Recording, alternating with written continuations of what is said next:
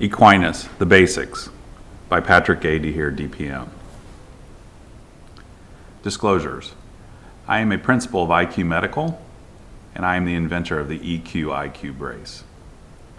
The Equinus dilemma. You are not paying enough attention to it. Root et al. Described Equinus as the worst foot in the world is the one with the fully compensated equinus deformity. Johnson and Christensen described the equinus deformity as the most profound causal agent in foot pathomechanics and is frequently linked to common foot pathology.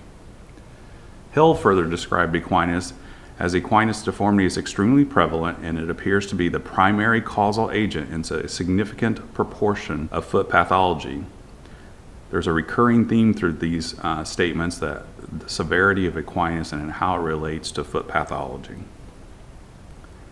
Conditions that have been associated directly with equinus in the literature. Every single one of these pathologies has been directly linked to an equinus underlying etiology. Equinus basics. We are going to discuss the associated conditions, the definition of equinus, the anatomy involved with equinus, the classification of equinus, and finally, evaluation of equinus. Equinus definition. Chaos is inherent in all compounded things. Strive on with diligence. Buddha. Equinus definition. Part of the confusion associated with equinus is there's no absolute definition for it. Normal gait ankle joint dorsiflexion requirement for ambulation has been described in the literature to range from -10 degrees to +22 degrees.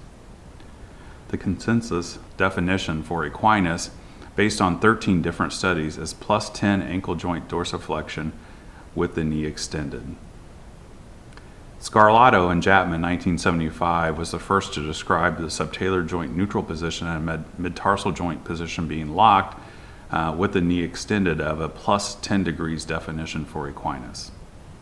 Trying to arrive at a formal definition of equinus that we can all work off of, there's been a very good study done by D. Giovanni et al. In JBJS 2002 that I think provides the definition that we can all work off and agree on. In their study, they had two groups of patients, a patient group and a control group. There were 34 patients in each group, and you can see the breakdown on the slide of the demographics of the patients. For the patient group, there was a number of pathologies involved, from metatarsalgia all the way to stress fractures. Again, you can see the list of pathologies on the slide.